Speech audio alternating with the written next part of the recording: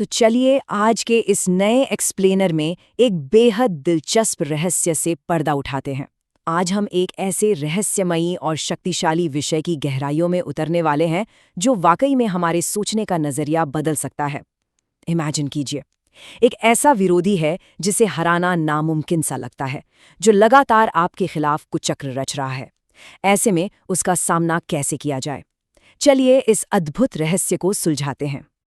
अक्सर जब कोई विरोधी झूठ फैलाता है या साजिश करता है तो इंसान का पहला रिएक्शन होता है क्रोधित होकर पलटवार करना या फिर किसी मदद का इंतजार करना। लेकिन जरा सोचिए, क्या हो अगर हमें लड़ना ही ना पड़े? क्या हो अगर दुश्मनों को पूरी तरह से रोका जा सके, उनके शब्दों को हमेशा के लिए शांत कर दिया जाए, उनकी सोच को जड़ कर दिया जाए और उनके हर कदम को वहीं का वहीं जमा दिया जाए। आज हम एक ऐसी ही असीम शक्ति की बात कर रहे हैं जो लड़ने के बजाय सामने वाले के हर वार को फ्रीज कर देती है। खंड 1, परिचय और शक्तियां। तो आइए सबसे पहले इस अनोखी देवी के परिचय और उनकी शक्तियों को समझते हैं।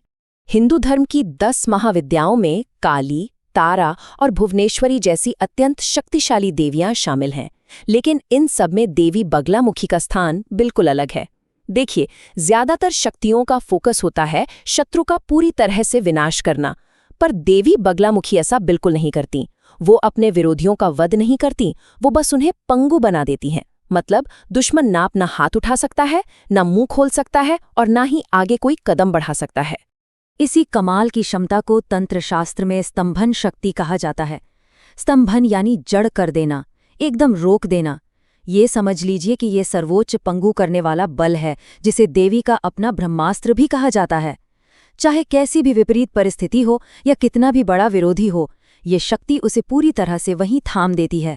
और यही वो मूल ताकत है जिस पर इनकी पूरी कथा और अद्वितीय सामर्थ्य टिका हुआ है। खंड 2, अवतार की कथा।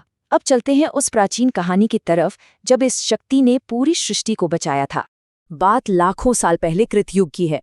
एक भयानक ब्रह्मांडीय तूफान आया जिसने पूरी सृष्टि को निगलने की धमकी दी। एकदम त्राही त्राही मच गई। तब भगवान विष्णु ने सौराष्ट्र के हरिद्रा सरोवर के पास जाकर घोर तपस्या शुरू की। दिलचस्प बात यह है कि इस सरोवर का जल एकदम पीला था। फिर वैशाख शुक्ल अष्टमी की आधी रात को एक अद्भुत सुनहरी चमक के साथ पीले वस्त्रों में देवी प्रकट हुई। और पता है अगले ही पल क्या हुआ? महज कुछ सेकंड्स में देवी की सिर्फ एक नजर पड़ी और वो प्रलयकारी तूफान तुरंत रुक गया, सब कुछ शांत। खंड 3, मदनासुर की कथा और इस स्वरूप का गहरा अर्थ। तो हुआ यूं कि मदनासुर नाम के एक असुर ने भगवान ब्रह्मा की घोर तपस्या की और वाक सिद्धि हासिल कर ली। अब ये वाक सिद्धि कोई छोटी मोटी चीज नहीं थी। इसका सीधा सा मतलब था कि वो अपने मुंह से जो भी निकालेगा वो तुरंत सच हो जाएगा। इस भयानक शक्ति ने उसे इतना मगलूर बना दिया कि उसने ऋषियों के यज्ञ रोक दिए और देवताओं को प्रताड़ित करना शुरू कर दिया। सच कहें तो उसकी जबान ही पूरे ब्रह्मांड के लिए सबसे बड़ा खतरा बन चुकी थी। और इसी महासंकट से ब्रह्मांड को निकालने के लिए देवी ने एक विशेष रूप धारण किया, जिसे वाक स्तंभन कारिणी कहा जाता है, यानी वाणी को हमेशा के लिए शांत कर देने वाली। चित्रों में अक्सर हम देखते हैं कि देवी एक हाथ से दुश्मन की जीभ पकड़े हुए हैं और दूसरे हाथ में गदा है। देखने में ये दृश्य थोड़ा डरावना जरूर लग सकता है, पर असल में यह एक बहुत ही शानदार रूपक है। यह प्रतीक है दुर्भावनापूर्ण विचारों, झूठी बातों, बदनामी और नकारात्मक साजिशों को हमेशा के लिए कुचल देने का। इस महासंग्राम का क्लाइमैक्स बड़ा ही दिलचस्प है। जब मदनासुर सामने आया तो इससे पहले कि वो अपने विनाशकारी शब्द बोल पाता, देवी ने उसकी जीभ ही पकड़ ली। उसी पल उस महाशक्तिशाली असुर के हाथ पैर सुन्न पड़ गए। वो एक शब्द तक नहीं बोल पाया। एकदम लाचार होकर उसकी आंखों से आंसू बहने लगे और उसने कहा, माँ मुझे क्षमा करें, मुझसे भूल हो गई। और देखिए, देवी ने मुस्कुराकर उसे माफ कर दिया। वो शत्रु को मारती नहीं है, बल्कि उसके अहंकार और गलत इरादों को रोक देती है।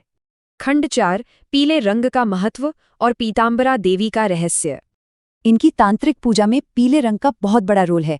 पीले वस्त्र, पीला आसन, पीले फूल, पुलिहोरा यानी इमली के चावल का प्रसाद और मंत्र जाप के लिए हल्दी की माला।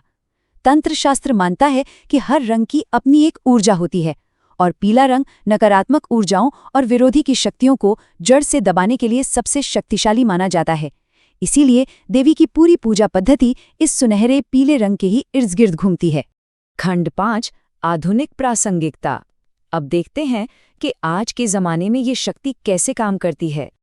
आज के इस मॉडर्न समाज में भी हिमाचल प्रदेश के कांगड़ा और मध्य प्रदेश के दतिया में स्थित देवी के मंदिरों में भारी भीड़ होती है। चुनाव से ठीक पहले राजनेता वहां पहुंचते हैं ताकि उनके विरोधी भ्रमित हो जाएं। बड़े बड़े वकील अहम मुकदमों से पहले जाते हैं ताकि कोर्ट में गवाह लड़खड़ा जाए या सच उगल दे, और व्यापारी अपनी व्यावसायिक साजिशों या नकारात्मक ऊर्जा को पलटने के लिए वहां जाते हैं। ये सभी बाहरी दुनिया की प्रतिस्पर्धा में देवी की उसी पंगु करने वाली शक्ति को ही तो खोज रहे हैं। और इस असीम शक्ति को जागृत करने की चाबी है ये अद्भुत मंत्र, ओम ह्लीम बगलामुख्यै नमः। ये कोई साधारण मंत्र नहीं है। ऐसा माना जाता है कि रामायण के युद्ध से पहले भगवान राम ने और महाभारत के दौरान धर्म की रक्षा के लिए अर्जुन ने देवी के इसी मंत्र की आराधना की थी। जब भी धर्म की रक्षा और सत्य की जीत के लिए दुश्मनों को रोकना जरूरी होता है, तब इस ऊर्जा का आवाहन किया जाता है। तो इस पूरे एक्सप्लेनर से हमें क्या समझ आता है? सबसे अहम बात यह है कि देवी बगलामुखी की शक्ति सिर्फ बाहर के विरोधियों या कोर्ट कचहरी तक सीमित नहीं है। जरा गहराई से सोचिए, इंसान के सबसे खतरनाक दुश्मन बाहर नहीं बल्कि उसके अपने भीतर छिपे हैं। डर, क्रोध, अहंकार और नकारात्मकता। जब हमारे अंदर के इन दुश्मनों का पूरी तरह से स्तंभन हो जाए, ये हमेशा के लिए शांत हो जाएं, तो ये मानव मस्तिष्क वास्तव में किन असीम ऊंचाइयों को छू सकता है। एक बार इस बारे में जरूर सोचिएगा। आज के इस एक्सप्लेनर में हमारे साथ जुड़ने के लिए धन्यवाद।